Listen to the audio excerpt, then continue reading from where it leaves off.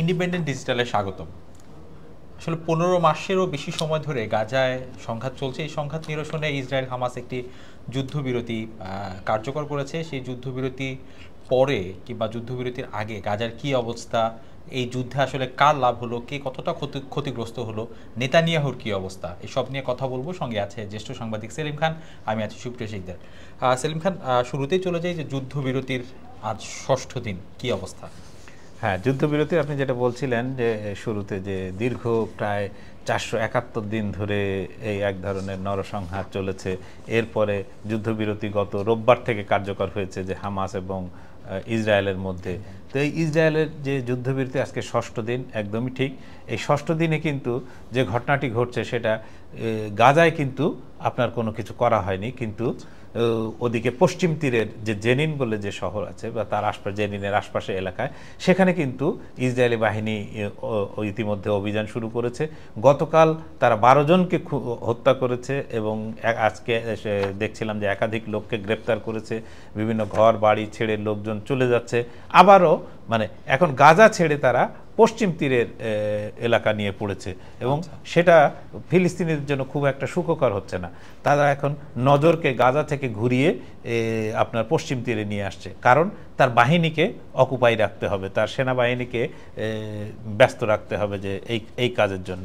ঠিক পাশাপাশি যদি আমি বলি, এর বাইরে যে আজকে যে ঘটনাটা একটা ঘটার কথা আছে সেটা হচ্ছে যে হামাসের হাতে যারা জিম্মি অবস্থায় ছিলেন তারা কেউ ইসরায়েলিও হতে পারেন, কেউ বিদেশি নাগরিকও হতে পারেন।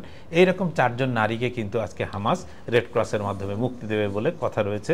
এখনও পর্যন্ত মুক্তি পেয়েছেন কিনা, আমরা যতক্ষণ পর্যন্ত এই কথা বলছি তখনও পর্যন্ত আমাদের কাছে কোনো মানে কনফার্মেশনটা নেই, কিন্তু আজ মুক্তি দেওয়ার কথা আছে। আর ওভারঅল বন্দি বিনিময়ের কি অবস্থা? আমরা দেখেছি যে যুদ্ধবিরতি শুরুর আগে বন্দি বিনিময় নিয়ে কিছু জটিলতা হওয়াতে যুদ্ধবিরতির কিছুটা পিছিয়ে গিয়েছিল। এখন বন্দি বিনিময়ের কি অবস্থা? বন্দি বিনিময়ের বিশেষ ইয়েটা ছিল হচ্ছে যে 33 জনের একটা তালিকা হামাসের দেওয়ার কথা ছিল, হামাসের পক্ষ থেকে সেটি দিতে দেরি হচ্ছিল। এই জন্য ইসরায়েলের পক্ষ থেকে বিশেষত নেতানিয়াহু বলে দিয়েছিলেন যে তারা যতক্ষণ না পর্যন্ত হামাস তালিকা দেবে ততক্ষণ পর্যন্ত তারা মানবেন না। এই তালিকা কিন্তু হামাস কিছু সময় পর দিয়ে দেয় এবং যুদ্ধবিরতির রোববার থেকে কার্যকর হয়। রোববার কার্যকর হওয়ার পর থেকে এ পর্যন্ত প্রথমে 3 জন নারীকে মুক্তি দেওয়া হয়েছে, আজ 4 জনকে মুক্তি দেওয়া হচ্ছে। এরপরে হয়তো ধাপে ধাপে হামাসের পক্ষ থেকে এই যারা জিম্মি হিসাবে ছিলেন তাদেরকে মুক্তি দেওয়া হবে। এই মুক্তি দেওয়ার পাশাপাশি মানে তারা যে 33 জনের তালিকা দিয়েছেন এই 33 জনকে হয়তো তারা মুক্তি দেবে। পাশাপাশি ইসরায়েলের জেল থেকে কিন্তু প্রতি মানে একজন জিম্মির জন্য কিন্তু 30 থেকে 50 জন ফিলিস্তিনি নাগরিককে মুক্তি দেওয়া হচ্ছে।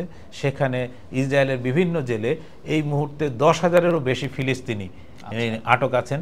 তার মধ্যে একটা বড় সংখ্যক হচ্ছে নারী, এবং এই নারীদের মধ্যে এমন আছে যে 12 বছর বয়সী শিশু কন্যাও কিন্তু সেই মানে ইসরায়েলি জেলে বন্দী যারা আছেন তাদের মধ্যে সেও আছে। আচ্ছা সেলিম খান, এই যে গাজায় আমরা দেখেছি এত হামলা, সব প্রতিষ্ঠান ভেঙে ফেলা, মানুষ মেরে ফেলা, এরপরও 3 জন জিম্মিকে গাজা থেকে মুক্তি দেওয়া হয়েছে। তারা অক্ষত অবস্থায় ছিলেন। এত কিছুর পরে তারা গাজায় কিভাবে অক্ষত ছিলেন, কোথায় ছিলেন? এইটাই কিন্তু একটা বড় প্রশ্ন যে মানে ইসরায়েলি বাহিনী যে অভিযান চালিয়েছে যেটা মানে জেনোসাইড হিসাবে বলা হচ্ছে, যার জন্য কিন্তু আন্তর্জাতিক যে অপরাধ আদালত তারা কিন্তু নেতানিয়াহুর উপরে আপনার কি বলবো গ্রেপ্তারি পরোয়ানা জারি করেছেন। 47,000-এর বেশি মানুষ সেখানে এই 471 দিন বা 15 মাসের যে যুদ্ধ বলি, সেই যুদ্ধ তো একতরফা, এটা তো দুই তরফা না, একতরফা যুদ্ধ। এই থেকে হামলায় কিন্তু ইসরায়েলি হামলায় মারা গেছেন এবং লাখের উপরে মানুষ, লাখ লাখ মানুষ কিন্তু আহত, কেউ অঙ্গ প্রত্যঙ্গ হারিয়েছেন, কেউ মানে নানাভাবে ক্ষতিগ্রস্ত।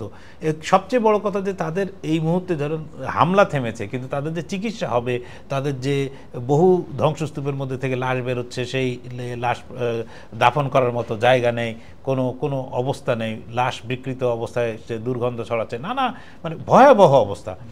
এখন আপনি যে প্রশ্নটি করলেন সেটি কিন্তু খুব ইম্পর্টেন্ট প্রশ্ন। এই প্রশ্নটা কিন্তু মানে শুধু আপনার না, সারা বিশ্বের যারা একটু ভাবেন তাদের, এমনকি ইসরায়েলি সেনাবাহিনীরই।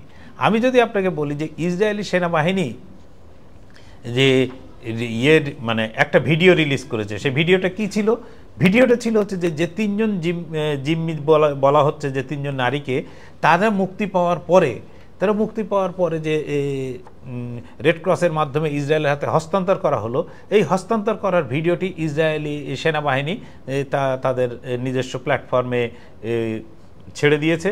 এবং তাদের প্রশ্ন হলো, আমরা কেন পারলাম না? তাহলে আমরা যুদ্ধ করলাম কিসের জন্য? এই যে 471 দিন আমরা যুদ্ধ করলাম, আমাদেরকে বলা হলো যে আমরা হামাসকে নির্মূল করেছি, আমরা সব করেছি, তাহলে আমরা কিসের জন্য কি করলাম?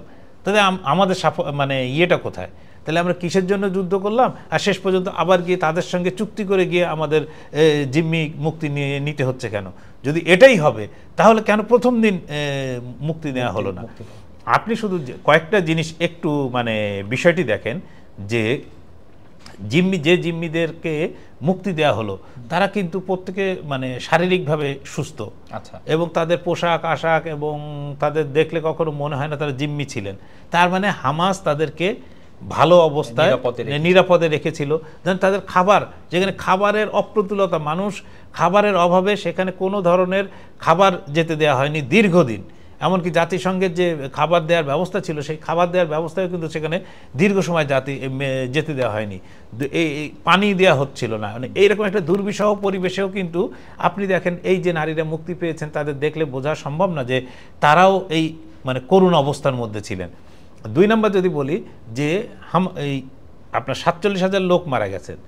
আপনি যদি বলেন যে হামাসের যিনি প্রধান ছিলেন ইয়াহিয়া সিনওয়ার, তাকে হত্যা করা হয়েছে, তারপরে আপনার মানে সব কিছু বন্ধ করে দিয়ে যে পরিমাণ মানে গাজাকে পুরো ধ্বংসস্তূপে পরিণত করা হয়েছে, এরপরেও কিন্তু হামাস কিন্তু মানে প্রতিশোধ হিসাবে তাদের উপরে কিন্তু কোনো মানে ইয়ে করেনি, মানে যেটা দেখে আপাত দৃষ্টিতে মনে হচ্ছে যে মানে তারা এই ধরনের কোনো ধরনের কোনো হামলা, বরং জিম্মিদেরকে তারা সুরক্ষিত রাখার চেষ্টা করেছে এবং সুরক্ষিত থেকেছেন। কারণ তাদের পোশাক আশাক দীর্ঘ এটা এক আধ দিন না, তো 471 দিন, 471-72 দিন তারা জিম্মি অবস্থায় ছিলেন, তাদেরকে নিশ্চয়ই ওষুধপত্র লেগেছে, সব কিছু তাহলে হামাস সরবরাহ করেছে। কারণ হামাসের জন্য একদিকে থেকে চারিদিক থেকে ইসরায়েলি আক্রমণ ছিল, আর একদিক মাত্র তার মিশর সীমান্ত। সেই মিশর সীমান্ত কিন্তু মিশর পুরোপুরি বন্ধ করে দিয়েছিল, যে কোনোভাবে মিশরে ঢোকার কোনো রাস্তা কিন্তু এই গাজার যে বাসিন্দাদের ছিল তাদের কোনো উপায় ছিল না যে মিশরে ঢোকার। এই অবস্থায় যে এই তিনজনের দেখে এখন কিন্তু শুধু ইসরায়েলি সেনাবাহিনী না, অন্যদেরও প্রশ্ন উঠছে যে এরা তাহলে কীভাবে ভালো ছিল, আমরা কেন তাহলে উদ্ধার করতে পারিনি? আপনি একটা জিনিস বিবিসিতে একটু গেলেই দেখতে পাবেন যে বিবিসির নিউজে বলা হচ্ছে যে পুরো এই অভিযানের সময় ইসরায়েলি সেনাবাহিনী মাত্র 4 জন জিম্মিকে উদ্ধার করতে পেরেছে। তা এই জিম্মিগুলো তো হামাস তো অন্য কোথাও নিয়ে যায়নি। এই জিম্মি লোকজন তো গাজার মধ্যেই ছিলেন। গাজার আয়তন কত? গাজার আয়তন হচ্ছে যে 360 বর্গ কিলোমিটার। 360 বর্গ কিলোমিটার জায়গা তারা বোমা ফেলে তামা করে দিয়েছে। তারপরে তারা অভিযান চালিয়ে প্রতিটা ঘরে ঘরে তারা অভিযান চালিয়েছে, তারপরেও তারা পারল না। মানে এটা ইসরায়েলি সেনাবাহিনীর জন্য একটা বিরাট হতাশার জায়গা তৈরি করেছে, এবং সেইটাই নেতানিয়াহুর জন্য কিন্তু শিক্ষা। যদি সেলিম খান, আমি আপনার ওই কথা প্রসঙ্গে আসি যে আমরা দেখেছি যুদ্ধবিরতি কার্যকর কিংবা প্রস্তাব এবং কার্যকরের পরে ক্ষমতাসীন নেতানিয়াহু সরকারের অনেকেই পদত্যাগ করেছেন, সামরিক বাহিনী প্রধানও পদত্যাগ করেছেন। নেতানিয়াহু কি আসলে চাপে পড়ছেন? নেতানিয়াহু তো চাপে পড়ছেন। আমি এর আগে একটুখানি আপনার শুধু যোগ করি যে হামাসের সঙ্গে যে নেতানিয়াহুকে যে শিক্ষার কথা আমরা বলছি, যে নেতানিয়াহুর যে শিক্ষণীয় যে এই লোকগুলো কিন্তু জিম্মিরা কিন্তু এখনো আছেন, না হলে কিন্তু তালিকা দিত না। আচ্ছা, 120 জনের মতো ছিল, তার মধ্যে অনেকেই এই আগেই মুক্তি পেয়েছেন। এখন যারা আছেন তারা কিছু কিছু মুক্তি পাবেন। আমার ধারণা যে হয়তো ইসরায়েল যে পরিমাণ হামলা চালিয়েছে তাতে অনেকেই নিহত হয়ে থাকতে পারেন বা ক্ষতিগ্রস্ত হয়ে থাকতে পারেন, এটা নিশ্চয়তা তো কেউ দিতে পারে না। কিন্তু আপনি শুধু চিন্তা করেন, যে কথা বলছিলাম যে 10,000 ফিলিস্তিনি এই ইসরায়েলের জেলে বন্দি, শুধু জেলে বন্দি না, তারা কি ধরনের, আপনি দেখেন দুইটো বৈপরীত্য দেখেন। একদিকে হচ্ছে যে এই জিম্মিদেরকে তারা কিন্তু যথাযোগ্য সম্মানের সঙ্গে রেখে দিয়েছে। 2 নম্বর হচ্ছে যে ইসরায়েলের জেল, যেটা সুরক্ষিত, মানে কারাগারকে, পৃথিবীর সব কারাগারকে সুরক্ষিত জায়গা হিসেবে ধরা হয়, সেই কারাগারের মধ্যে তাদের সঙ্গে চরম অবমাননাকর ব্যবহার করা হয়েছে এবং হয়ে থাকে। যে কোনো ফিলিস্তিনির পক্ষে ইসরায়েলের কারাগার কোনো সুখকর বিষয় না। সেখানে বছরের পর বছর এইভাবে এই ফিলিস্তিনিদের আটকে রাখা হয়, যারা বিশেষত প্রতিবাদকারী ফিলিস্তিনি। তো এইটা হচ্ছে পার্থক্য। এখন তো আপনার প্রশ্নে আসি, যে ইতিমধ্যে একাধিক ব্যক্তি পদত্যাগ করেছেন। কারণ আমি যে প্রশ্নটি বলছিলাম, যে প্রশ্ন কিন্তু সবাই তুলেছেন, যে এই যে জিম্মি 3 জন মুক্তি পেলেন, এদের কিন্তু মিডিয়ার সামনে বা কোথাও তাদের কথা বলতে দেয়া বা কিছু করতে দেয়া হচ্ছে না। যে তাদের কাছে মানুষ জানতে চায় যে তারা কোথায় ছিলেন, এই যে ইসরায়েলি বাহিনী এই হামলা চালালো এই সময় তাদেরকে কোথায় রেখেছিল, কোথায় তাদের উপরে, তাদের আশপাশে কখনো বোমা পড়েনি? একজন মানে এর আগে একজন বলেছেন যে আমার মনে হয়েছে যে কোনো সময় মরে যেতে পারি। হ্যাঁ, তিনি হয়তো এমন জায়গায় ছিলেন যেখানে চারপাশে প্রচণ্ড শব্দে বোমা বিস্ফোরিত হচ্ছে, নানা ধরনের হামলা হচ্ছে, ফলে তিনি মৃত্যু আতঙ্কে ভুগতেই পারেন। কিন্তু তার মধ্যেও তাদেরকে মানে নিরাপদ রেখেছিল। এটা কিন্তু একটা বিরাট ঘটনা। নেতানিয়াহু কিন্তু তার একে একে সমর্থন কিন্তু মানে হারিয়ে ফেলছেন। নেতানিয়াহু একজন, প্রথম মনে রাখতে হবে, নেতানিয়াহু একজন আপদমস্তক দুর্নীতিবাজ লোক।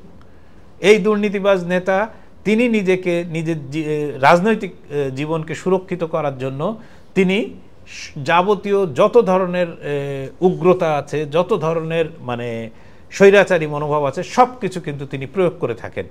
এবং আপনার মনে রাখতে হবে যে নেতানিয়াহুর জন্ম কিন্তু ইসরায়েলেও না, এবং তিনি জন্মসূত্রে ইসরায়েলেও না। নেতানিয়াহুর জন্ম হচ্ছে আমেরিকায়। তিনি লেখাপড়া করেছেন সম্ভবত ফিলাডেলফিয়া স্কুলে, এবং সেখানে তিনি কাজও করতেন। পরে উনি ওইখান থেকে আমেরিকা থেকে চলে গেছেন ইসরায়েলে গিয়ে ওইখানে বসতি গড়েছেন। আপনি জানেন কিছুদিন আগে নেতানিয়াহুর যিনি স্ত্রী, তিনিও মার্কিন নাগরিক, মানে ইসরায়েলের নাগরিক, ইহুদিরা তো 2 জায়গার নাগরিক হতে পারে। তো তিনি কিন্তু ওই যুদ্ধের সময় কিন্তু নেতানিয়াহুকে ছেড়ে তিনি মিয়ামিতে চলে গিয়েছিলেন। ফলে নেতানিয়াহুর যে ভবিষ্যৎ এখনো পর্যন্ত, যদি ধরে নেন আপনি যে এইরকম একটা বিরাট সাফল্য, যে এত লোক মেরে এখন ওয়েস্ট ব্যাংকের বা পশ্চিম তীরের বিভিন্ন এলাকা দখল করে গাজাকে মানে নির্মূলের কথা মানে গাজা শুধু না, গাজা এবং সেই সঙ্গে সঙ্গে হামাসকে নির্মূলের কথা বলে তিনি বিপুল জনপ্রিয় হওয়ার কথা, তার তো কোনো অন্য কোনো কারো সাহায্য লাগা উচিত না তার দলের। একদম, তিনি যে দলের নেতা, তার কোনো কারো সাহায্য লাগা উচিত না।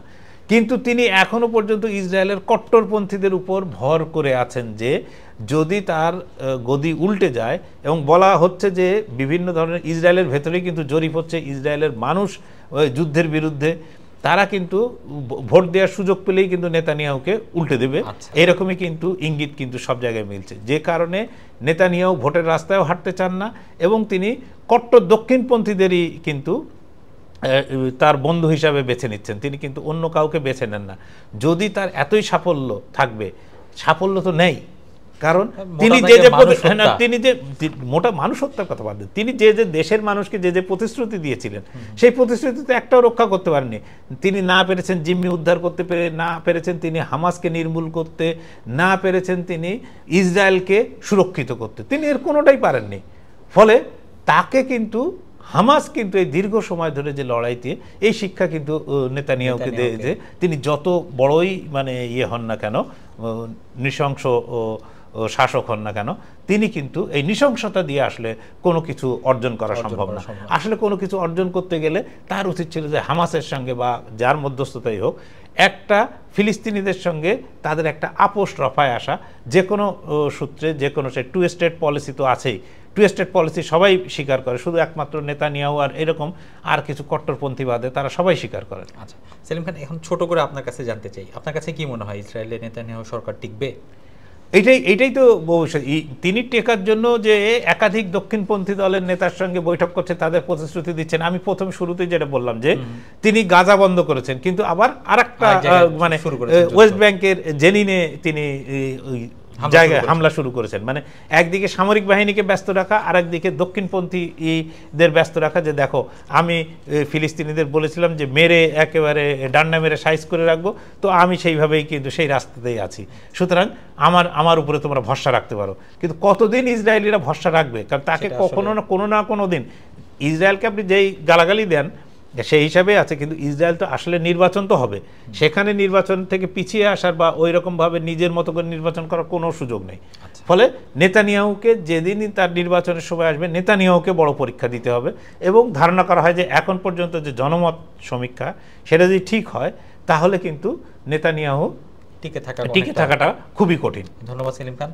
দর্শক, আজ এই পর্যন্তই। দেশ বিদেশের যে কোনো খবর জানতে চোখ রাখুন ইন্ডিপেন্ডেন্ট ডিজিটালে। ভিজিট করুন itbbd.com।